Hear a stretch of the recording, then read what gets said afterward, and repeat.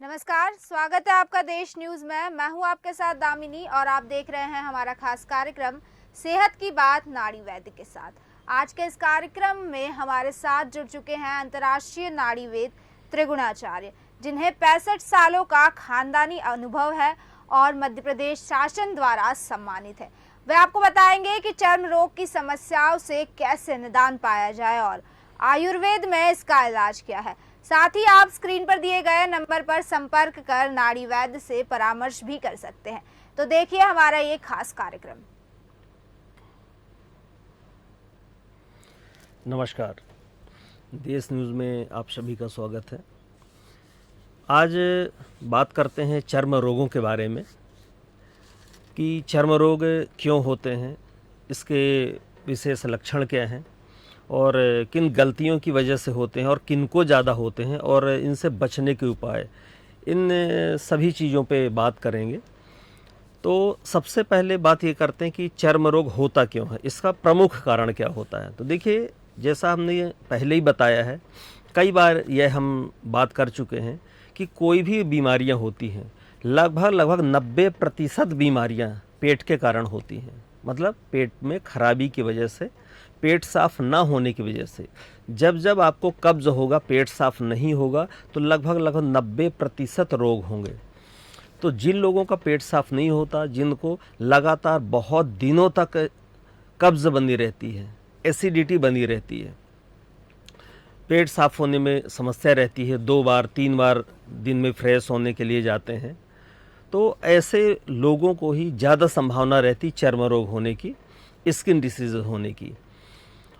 इसके अलावा जो लोग ज़्यादा खटाई का इस्तेमाल करते हैं, ज़्यादा तेल मिर्च मसाला खाते हैं, बाहर की तली हुई चीज़ें बहुत खाते हैं, इसके अलावा जैसे समोसे हैं, कचौरी है, मंचूरियन है, फुल्की है, ऐसी चीज़ों का प्रयोग जो ज़्यादा करते हैं, पैकेट बंद जो चीज़ें हैं उनका प्रयोग ज़्यादा करते हैं, इन लोगों को भी ज़्यादा खतरा होता है। अब इसके अलावा अधिकतर समय जो लोग धूप में बिताते हैं, उनको या किसी एंटीबायोटिक दवा के खाने से जो साइड इफ़ेक्ट्स होते हैं उसकी वजह से भी हो जाते हैं। कई बार महिलाओं में जो मासिक चक्र होता है उसकी अनियमितता की समस्या हो जाने पर भी, या शरीर में ज़्यादा गैस जमा हो जाने से भी खुश्की हो जाती है स्किन्स में। कई बार ज़्यादा कसे हुए कपड़े या नाइलॉन के कपड़े पहनने पर भी हो जाता है। इसके अलावा नहाने के साबुन में अधिक मात्रा में सोडा होने से भी शरीर में खून की खराबी के कारण भी हो सकता है। फिर जैसे खाना खाने के तुरंत बाद हम व्यायाम करते हैं तो यह भी चीज़ें हो जाती हैं, तो व्यायाम भी तुरंत नहीं करना चाहिए। इसके साथ में हमारे शरीर में कुछ वेग होते हैं, शारीरिक वेग होते हैं, जिनको जैसे जवाई आना, प्यास लगना, छींक आना, खांसी आना, भूख लगना, इस तरह के कुछ वेग होते हैं। इन वेगों को जो व्यक्ति रोकता है तो इसकी वजह से भी स्किन डिसीज होने के बहुत सारे खतरे होते हैं और संभावना बहुत ज़्यादा हो जाती है। फिर इसके अलावा शरीर पर लंबे समय तक धूल मिट्टी और पसीना जमे रहना, इससे भी चर्म रोग हो सकते हैं। इसके साथ ही भोजन के बाद जो लोग विपरीत प्रकृति का भोजन करते हैं, मतलब किसके साथ कौन सी चीज़ें खानी है उसका ध्यान नहीं रखते, क्योंकि आयुर्वेद में बहुत सारी ऐसी चीज़ें हैं जिनकी मनाही है कि किसके बाद क्या खाना, किसके बाद क्या नहीं खाना। अब इसमें एक चीज़ जैसे है, सबसे अच्छी चीज़ आप देखते होंगे कि बहुत सारे लोग जैसे शादी में, पार्टी में या घरों में भोजन करेंगे, भोजन में आपके खट्टी चीज़ें रहती हैं, अचार भी खाएंगे, चटनी, तेल मिर्च मसाला भी खाएंगे, इसके साथ में और भी जैसे दही खा लिया और भी खट्टी चीज़ें खा ली। लेकिन इसके साथ आखिरी में जब खीर का सेवन करते हैं, दूध से बनी हुई चीज़ें खाते हैं, तो वह जहर के समान होता है, यह बिल्कुल नहीं लेना चाहिए। इसके अलावा जो लोग नॉनवेज लेते हैं, तो नॉनवेज में जिन्होंने मछली खाई है और उसके 2 घंटे 4 घंटे के अंदर ही दूध का सेवन किया है, तो इसके बाद ही चर्म रोग या कोढ़ की संभावना बढ़ जाती है। तो ऐसे जो विपरीत प्रकृति का भोजन होता है, यह भी चर्म रोगों का बहुत बड़ा कारण बनता है। इसके साथ में आयुर्वेद में एक और अच्छी चीज़ है, आम का रस और छाछ। ये लोग अच्छी चीज़ तो आम का रस बोलेंगे, छाछ भी अच्छी है, लेकिन इसको अलग अलग खाएं तो, लेकिन एक साथ यदि इसको लेते हैं आम के रस को और छाछ को एक साथ यदि लेते हैं तो भी चर्म रोगों की संभावना बहुत बढ़ जाती है। और ये चर्म रोग ऐसा नहीं है कि जल्दी हो जाएंगे। आपको लगेगा कि नहीं, कल तो हमने खाया था, 1 हफ्ते तो पहले हमने खाया था, तो कुछ तो नहीं हुआ, लेकिन ऐसा नहीं है। यह चर्म रोग होने में कम से कम 2 से 3 महीने का भी समय लग जाता है, कई बार 6 महीने का भी समय लग जाता है। तो आपके इसके जो दुष्परिणाम है वो तुरंत देखने को नहीं मिलेंगे। तो ऐसा बिल्कुल मत समझे कि नहीं हमने तो खाया। कई बार हम लोगों को देखते हैं, सामान्यतः लगभग 90% लोग यही गलतियां करते हैं। किसी के घर में भी जाते हैं या हमारे घर में मेहमान आते हैं तो हम जो चाय बिस्किट देते हैं, नमकीन देते हैं साथ में, तो नमक और दूध का कॉम्बिनेशन नहीं माना जाता सही। तो यह भी एक बहुत बड़ा कारण है। तो कभी भी नमकीन खाते खाते या भजिया खाते खाते साथ में चाय या कॉफ़ी नहीं लेनी चाहिए। जिसमें भी दूध की चीज़ें पड़ी हैं वह चीज़ें नहीं लेना चाहिए। कम से कम 6 घंटे के बाद ही लेना चाहिए। फिर अभी एक और बहुत अच्छी चीज़ है कटहल। कटहल का जो लोग सेवन करते हैं, जैसे कटहल की सब्ज़ी गर्मियों में हम खाते हैं, अभी तो सभी सीज़न में ये चीज़ें उपलब्ध हो जाती हैं। तो कटहल की चीज़ें कुछ भी हम खाएं, सब्जी खाएं, अचार खाएं, तो कटहल के साथ दूध एकदम वर्जित माना गया है। कोई भी व्यक्ति यदि कटहल के साथ दूध लेगा तो चर्म रोग 100% होंगे, बहुत ज़्यादा संभावना बढ़ जाती है। तो यह चीज़ें भी हमें नहीं लेना चाहिए। इसके अलावा त्वचा रोगों के जो लक्षण होते हैं उनमें सबसे बड़ी चीज़ होती है दाद खाज होने पर चमड़ी एकदम सूख जाती है और उस जगह पर खुजलाने पर छोटे छोटे दाने निकल आते हैं। सामान्यतः किसी भी प्रकार के चर्म रोगों में जलन, खुजली और दर्द होने की शिकायत रहती है। फिर शरीर में तेज गर्मी इकट्ठा होने पर भी चमड़ी सफ़ेद या भूरे दाग दिखने लगते हैं। इसके अलावा इसमें कई बार पकने पे पीप और मावाद भी निकलने लगती है। अब देखिए, भोजन पे परहेज क्या करें। यदि त्वचा रोग हमको हो गया है तो ऐसा कौन सा भोजन करें, खान पान क्या ऐसा हम करें, दिनचर्या हम ऐसी क्या अपनाएं जिससे ये सारी चीज़ें ना हों। पहले तो हम रोकेंगे कि यह बीमारी हो ना। तो इसमें सबसे पहली चीज़, जिनको भी स्किन डिसीज, त्वचा रोग, कुछ भी ऐसी चीज़ें हैं, तो कोशिश करें कि जो भी नशे वाली चीज़ें हैं, जैसे बीड़ी हो गया, सिगरेट हो गया, गुटखा हो गया, शराब हो गया, बियर हो गया, साथ में चाय कॉफ़ी, इन चीज़ों का परहेज करना चाहिए।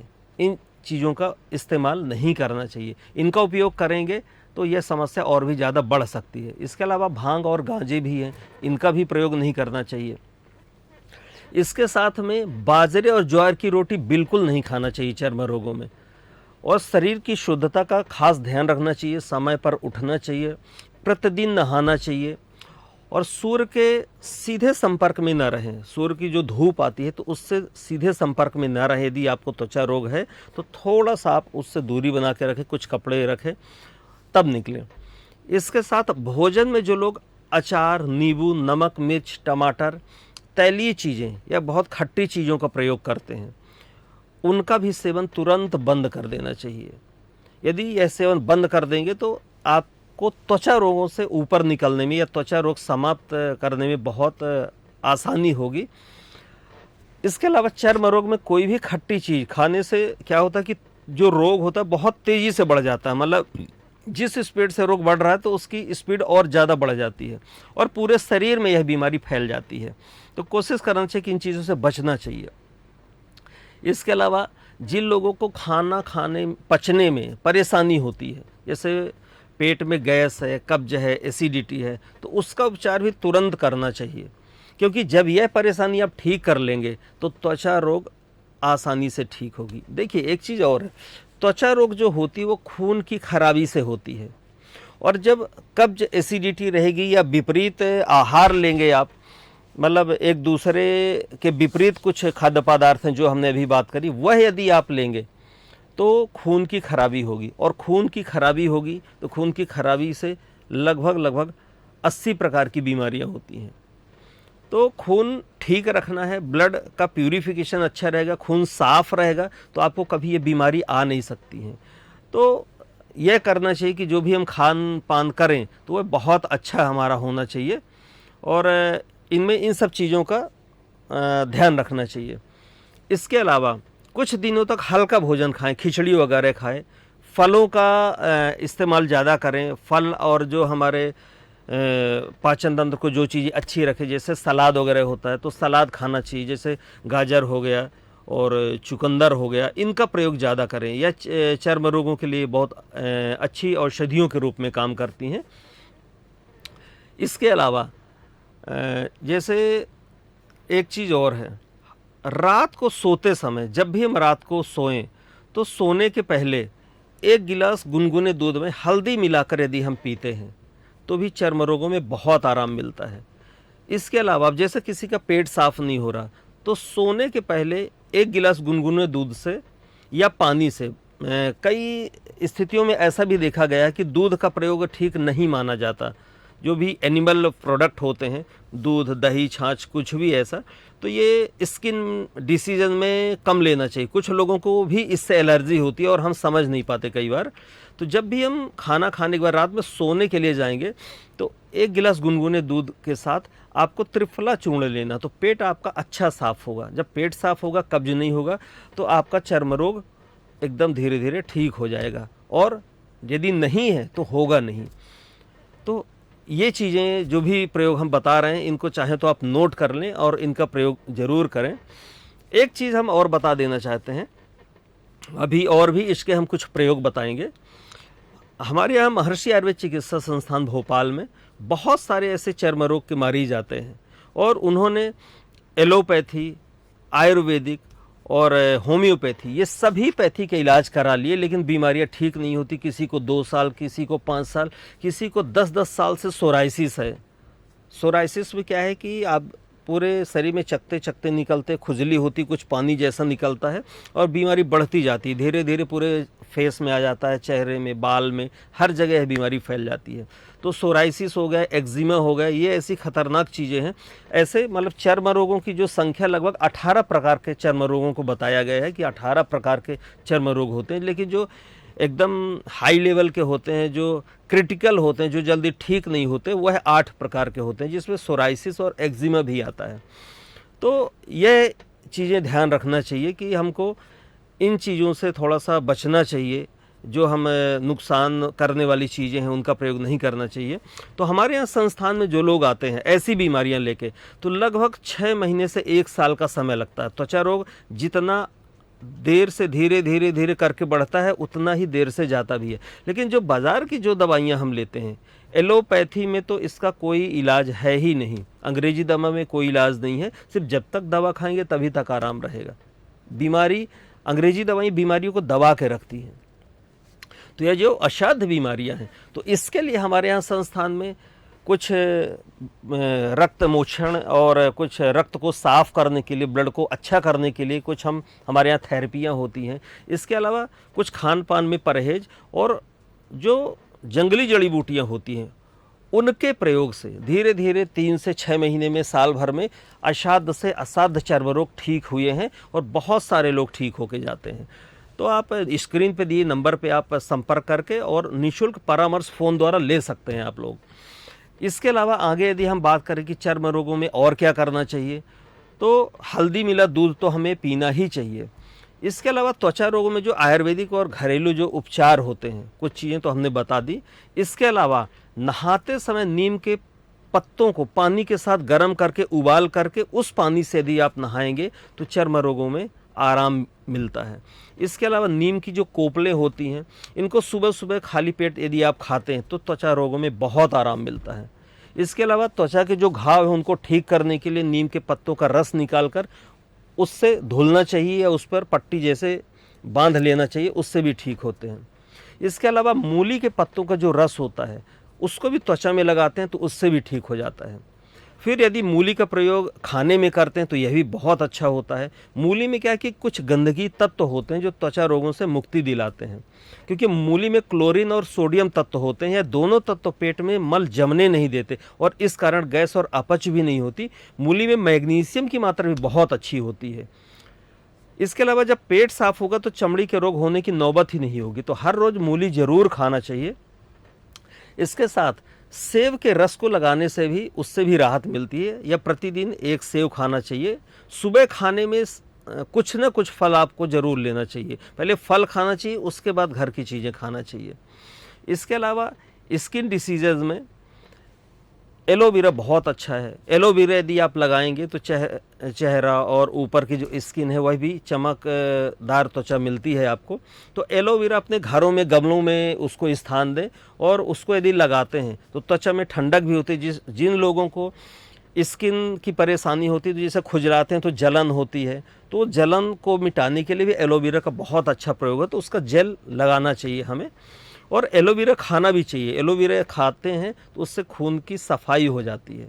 और हमने नीम बताया, नीम बहुत अच्छी औषधि है। इसके अलावा काल मेघ जो होता है, तो काल मेघ से भी खून साफ होता है, तो उस जड़ी बूटी का भी प्रयोग करना चाहिए। काल मेघ बहुत अच्छी औषधि होता है।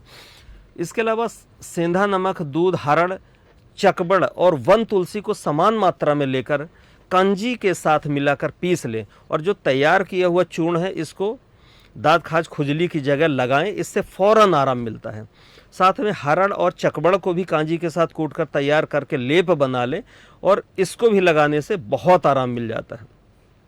साथ में पीपल की जो छाल का चूर्ण होता है, यह भी माबाद निकलने वाला फोड़ा ठीक कर देता है, तो इसको भी लगाना चाहिए। एक्जिमा भी इससे ठीक हो जाता है। लगभग 7 से 15 दिन प्रयोग करना चाहिए।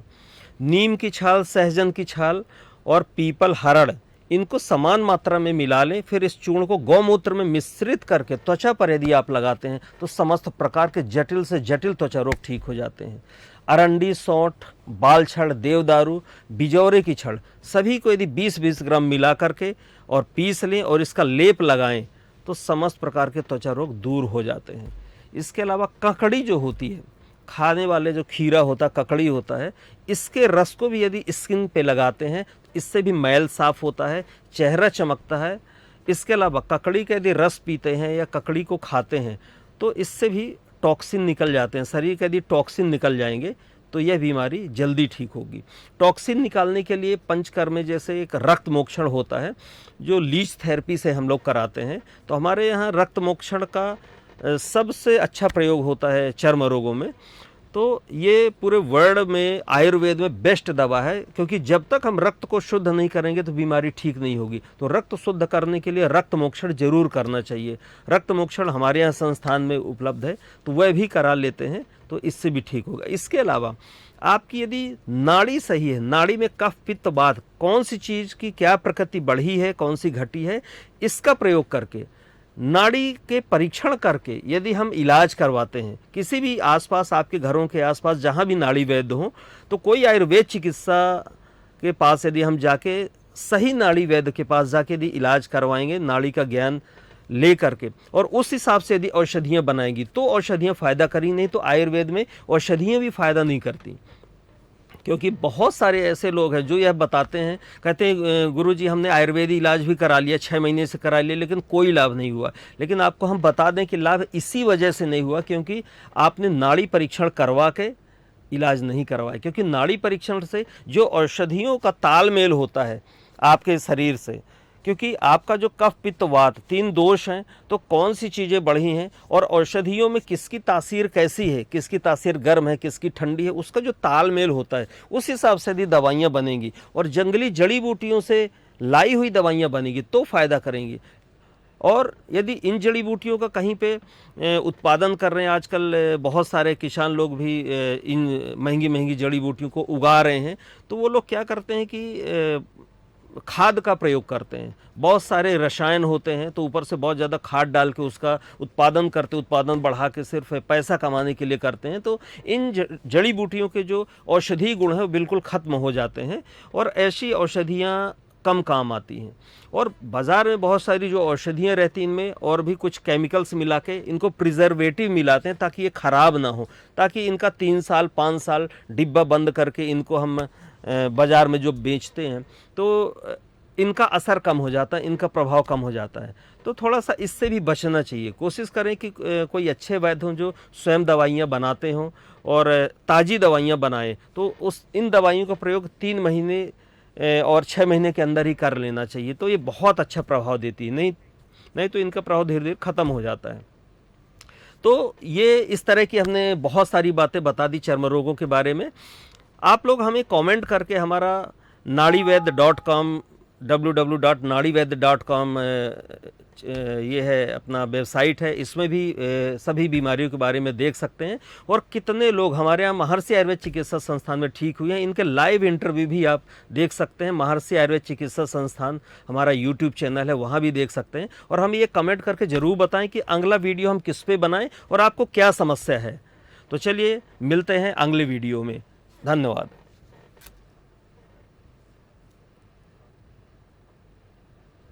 फिलहाल के लिए बस इतना ही, फिर लौटेंगे ऐसी ही सेहत से जुड़ी कुछ बातें लेकर। तब तक बने रहिए देश न्यूज के साथ। नमस्कार।